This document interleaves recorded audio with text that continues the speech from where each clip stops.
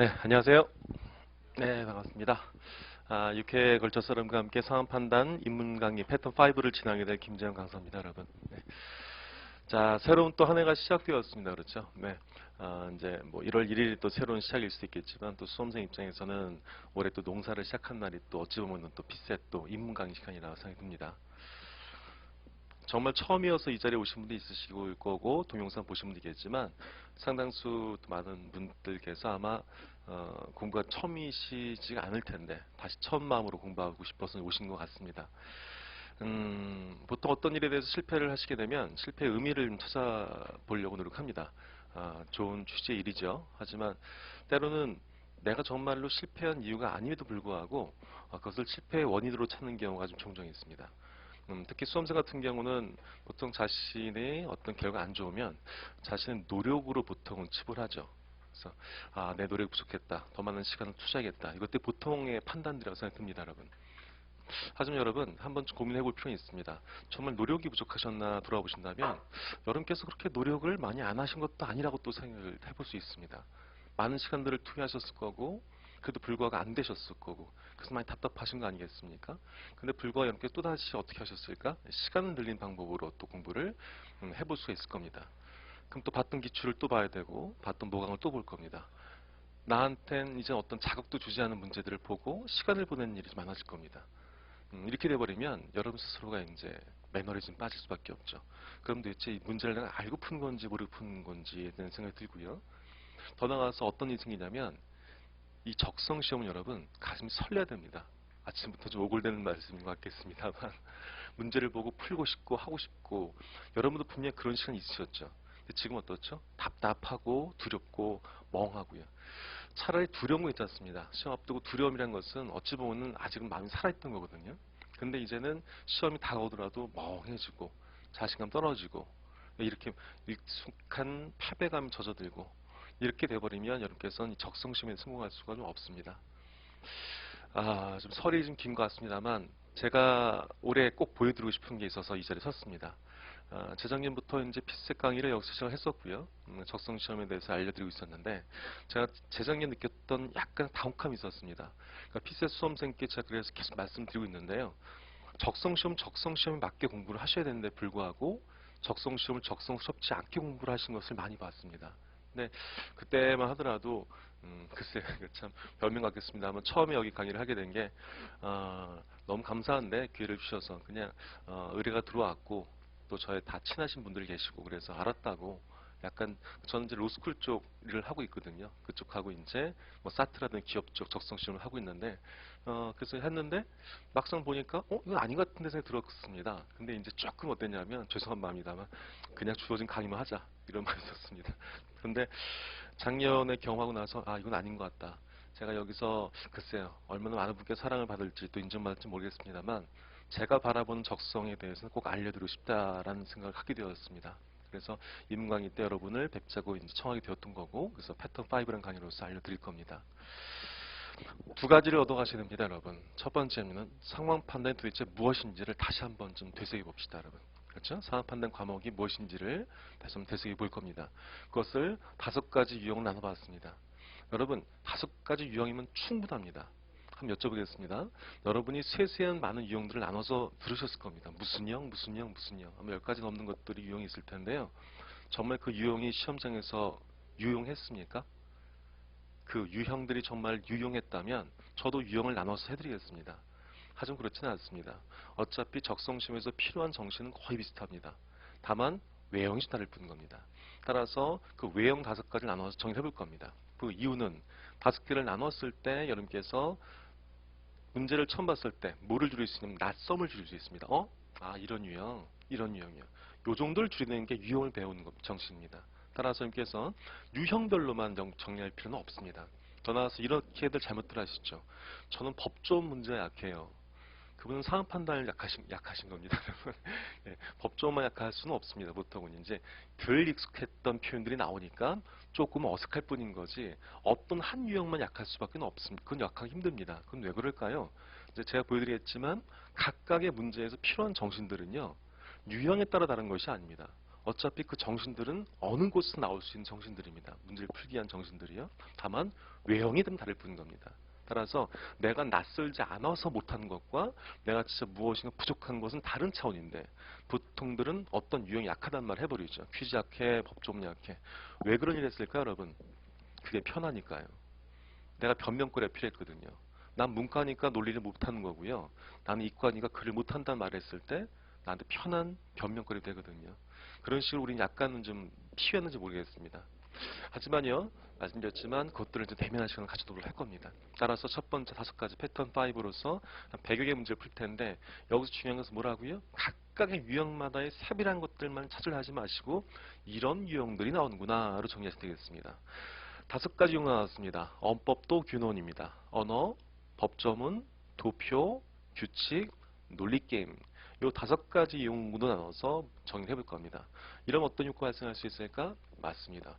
42개의 문제가 5개의 패턴 나누실 수 있겠죠. 그럼 여러분께서의 그 기시감은 시험장에 갔을 때 봤던 문제인데 기시감은 높아질 수밖에 없을 겁니다. 따라서 패턴 5를 통해서는 여러분께서는 유형별로 중요한 문제풀이법 정리하신 것이 아니고 이런 패턴들의 문제들이 있구나를 정리하신다고 배우시면 되겠습니다. 두 번째입니다. 제가 작년에도 선을 보여드렸었는데 상황 판단을 위한 37가지 기술들이라는 이름으로서 제 기본 강의를 진행해드렸었습니다. 올해도 그렇게 해드릴 텐데요. 거기에 필요한 것들은 뭐냐면 이겁니다. 문제를 풀 때 필요한 정신들이 있습니다. 걔들을 좀 알려드릴 겁니다. 따라서 제시문의 정보를 정확히 파악하시고 그런 다음에 그 정보를 통해서 추론해서 수 있는 능력, 요 사고 연습을 계속 해드릴 겁니다. 따라서 오늘 보시게 될 문제들 역시도요. 많은 분께서 보셨던 문제일 겁니다. 기출을 통해서요. 하지만 오늘 강의 들으시면서 내가 분명히 이 문제를 10번 정도 봤을 텐데 또 들을 게 있었네, 볼 게 있었네 라는 생각이 드신다면 저랑 같이 좀 해보시죠. 근데 그렇지 않고 혹시라도요. 그냥 뭐 들었던 얘기 같은데 나는 이 정도면 충분히 다 아는 내용들이야. 그럼 저랑 굳이 볼 필요는 없으실 겁니다. 저도 한번 도박을 걸겠습니다. 이번 1시간 동안 여러분께서 저한테 많은 거 얻어갈 수 있도록 도와드릴 테니까 여러분께서도 약속하십시오. 만약에 제가 보이는 방향성이 맞다고 생각하신다면 한 번만 믿고 따라오십시오, 여러분. 저는 공부 잘하는 분하고는 인연이 없나 봅니다. 보통 저는 공부가 좀 약하신 분들하고 많이 친합니다, 여러분. 보통 제 표현 삐꾸삐꾸 하거든요. 저도 삐꾸였으니까요. 예. 저도 사시생 수험생이었다가 적성시험을 공부한 게 나이 먹고 나서 논리를 배웠고 했으니 얼마나 힘들겠습니까? 이쪽 여러분 하면 늡니다. 그 정말로 여러분 제가 뭐 여기 PCS에 잘 모르겠습니다만 로스쿨 쪽 이쪽은 참 너무 민망합니다만 점수를 많이 좀 이렇게 올려드린 경우도 있는 것 같습니다. 근데 그건 제가 정말 잘나서가 아니고요. 적성시험을 모르신 분들에게 적성시험을 알려드렸더니 좀 달라지시더라고요. 그래서 여러분께서 그런 것들을 좀 얻어가십시오 말씀을 드려보겠습니다. 문제 풀기 전에 하나만 더. 적성시험 여러분 막상 정말 고급스러운 사고력이 필요한 것은 아닙니다, 여러분. 적성시험은요. 이 정보만 제대로 파악하고 어떻게 풀면 좀 효율적으로 풀 수 있지만 파악하시면 한결 쉽게 풀 수가 있습니다. 근데 많은 분께서는 어디가 문제라고 생각하실까요? 내가 정보는 제대로 먹고 있는데 내 사고력이 문제라고 생각하십니다. 하지만 여러분 여쭤보겠습니다. 정말 이 시험이 사고력이 문제고 정말 깊은 사고를 필요하다면 여러분 90분에 40문제 못 풉니다, 여러분. 저 나와서 저 같은 범인은 강의할 수 없습니다. 그 얘기는 뭘까요? 이 문제는 거꾸로 다른 데 있을 수 있다는 얘기를 하는 겁니다. 여쭤보겠습니다. 저 강의실에 옆 강의실에요. A와 B가 있습니다. 제가 수업 때 종종 하는데요. 몇 명 있습니까? 직관적으로 하나, 둘, 셋. 보통은 둘 아니면요. 대부분 대답 안 했을 겁니다. 속으로요. 왜 그랬을까? 여러분 답내는 것을 두려워하시는 분들이니까. 왜? 내가 내린 답에 대해서 평가받고 틀린 것에 대해서 두려워하시니까 답을 안 냈던 거죠, 여러분. 정말 답 내셨어요? 다시 해볼게요. 저 방에 A와 B가 있습니다. 몇 명 있습니까? 하나, 둘, 셋. 오케이, 이렇게 답을 내셨어야죠. 하지만 제가 보기엔 2명 아직도 안 냈을 겁니다. 왜? 답내는 다시 말씀 두려우니까. 아니 여러분 다시 한번요. 수험은요. 직관을 높이는 겁니다. 직관을 높이기 위해서 필요한 것이 논리와 경험입니다. 논리와 경험을 통해서 직관을 늘리고 직관을 통해서 다시 한번 논리와 경험을 쌓으시고 이 과정입니다, 여러분. 답을 내시면 돼요. 저 방에는 2명 있습니까? 그렇지 않습니다. 저 방에 A와 B가 있다는 정보는 저 방에는 2 이상이 있다는 정보를 줄 뿐입니다. 제 말 이해하셨습니까? 그럼 정의 다시 해보죠. 제 말이 억측인지요. 저 방엔 A와 B만 있습니다. 몇 명 있습니까? 하나, 둘, 셋.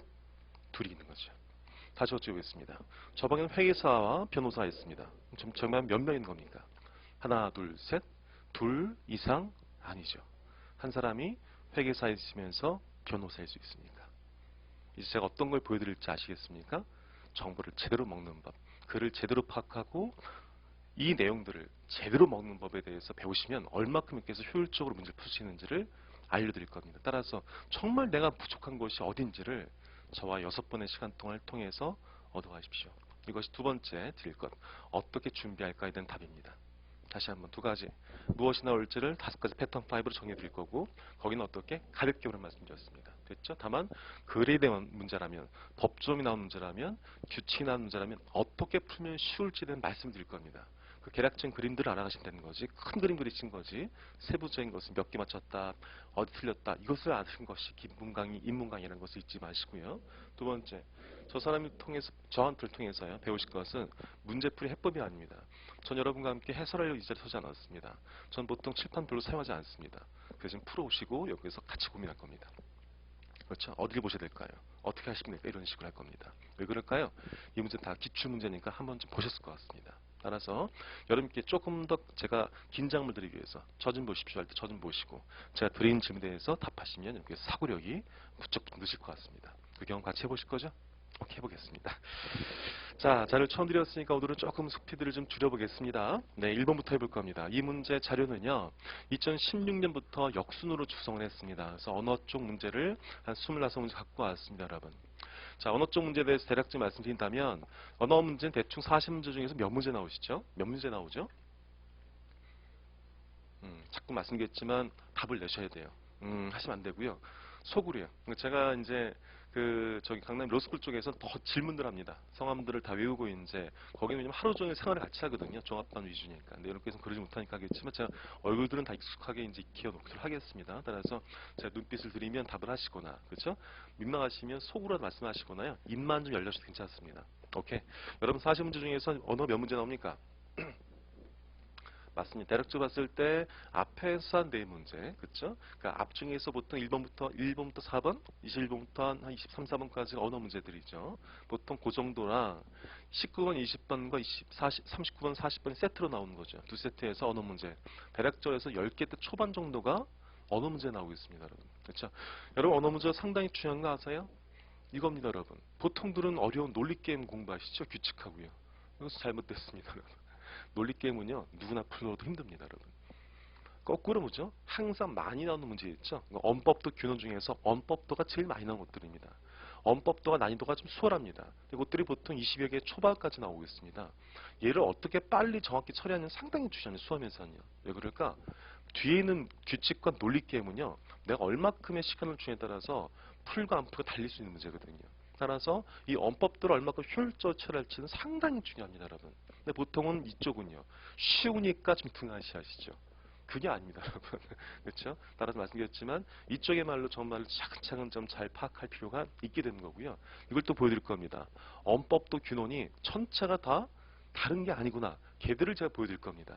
그래서 친다면 언어 유형, 법조문 유형이 정말 유형별로 힘든 것이 아니고 내가 진짜 뭘 몰라서 어떤 게 힘든 거구나. 얘를 좀 파악할 건 어떻게 들어서 말씀드리겠습니다. 여러분 수험은요 전략이 필요합니다, 여러분. 지금처럼요. 따라서 어떻게 풀지, 예컨대 시험 딱 돌아갔습니다. 그럼 여기서는 어떻게 풀지에 대한 전략도 필요하신 겁니다. 여쭤보겠습니다, 여러분. 언법도 균형 수는 아니 높아지는 말씀드렸던 거죠. 물론 요즘 추세는 언어가 힘들기도 합니다만 보통 언법도 정도가 좀 약간 수월하시죠. 자, 이런 말씀과 함께 제가 이 시험은 90분짜리 40개 푸는 시험입니다 말씀드렸습니다. 어떻게 하시겠습니까? 하나, 둘, 셋. 이겁니다, 여러분. 전략이 나오셔야죠. 그렇죠? 나는 그래도 1번부터 풀겠다는 분도 있을 거고요. 또 어떤 분은요, 언어만 쫙 풀겠다는 분도 있으시겠죠. 여러분 후자의 방법도 상당히 좋은 방법입니다. 왜 그럴까요? 이 상황 판단은 한 문제가 3점짜리, 5점짜리 있어요? 그렇지 않습니다. 우선 쉬운 것부터 먹고 들어가는 것이 한결 더 쉬운 게임이라는 것을 잊지 말도록 해보십시오, 여러분. 알았죠? 따라서 이 10개 초반째 되는 문제를요, 여러분께서는 20분 내쪽으로 문제를 풀 수 있도록 한번 도와드릴 겁니다. 한 문제당 2분 내쪽인 거죠, 여러분. 이 연습이 되시려면 어떻게 해볼까요, 여러분? 글은 깊이 읽은 것이 아니고요. 글은 숨가쁘게 읽으셔야 됩니다. 그런데 왜 스터디할 때는 숨가쁘게 안 읽으십니까? 이제 제가 뭘 또 말씀드린지 아시겠어요? 이 언어적 문제에서는요, 해설을 해드리면 모르는 거 없습니다. 이해가 안 되는 거죠. 내가 이걸 왜 틀렸을까? 지금은 어떻죠? 덜 긴장 상태에서 시간을 충분히 풀었던 거죠. 이 문제를 어떻게? 2분 내적으로 풀려면 자꾸만 숨가쁘게 푸는 연습을 할 필요가 있습니다, 여러분. 따라서 항상 적성시험 문제 풀 때는요, 미리 또 말씀드린다면 5개 정도가 한 호흡입니다, 여러분. 5문제 정도가 한 호흡으로서 만약 언어 쪽이라면 몇 분 잡으시면 될까? 여러분이 기 경험이 있으신 분이라면 10분 내적으로요. 일부러 잡으시는 겁니다. 그래서 항상 시간을 쪼여가면서 문제를 풀 수 있도록 나를 만들어 놓으셔야 돼요. 여러분 적성시험은 한 돌에 2시간, 3시간 게 중요하지 않습니다. 시간을 밀도 있게 준비하는 게 중요하시기 때문에 지금처럼 만약에 언어의 문제가 쳤을 때는 한 문제당 2분 내쪽이니까요. 5개 정도를 10분 잡으시고 10분 내쪽으로 하셔서 항상 시간에 쪼이는 게 있으면 해보시고 쫙 푸시고 좀 쉬었고 다른 5개 세트 문제를 쫙 푸시고 또 쉬시고 이런 작업들을 해보셔야지만이 적성시험에서 도움될 수 있습니다. 이게 문제 들어가기 전에 자꾸만 제가 설을 푸는 게 여러분 지금 제가 드린 말씀들 잘 정리하셨다가 정말 여러분께서 적성 공부하실 때 진짜 이제 본격적으로 하셔야겠지만요. 제 말씀을 좀 기억하십시오, 여러분. 그러니까 지금 제가 문제풀이보다는 지속적으로 공부하는 방법, 어떻게 하면 적성시험 공부할지 계속 말씀드릴 겁니다. 따라서 이렇게 해서 그 말씀을 유익해 보시고 제가 시기별로 드리는 말씀 다를 겁니다. 지금은 어떻게 보십시오, 어떻게 보십시오.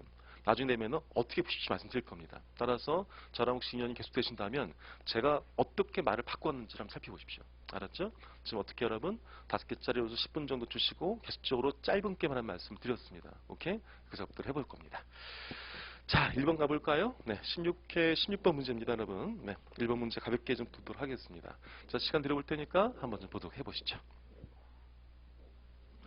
여러분, 평상시 여러분께서 푸시던 대로 풀어보십시오. 평상 시험이라고 생각하시고 내가 실제 시험장에서 어떻게 푸는지 그대로 풀어보십시오. 시간 2분 드릴게요.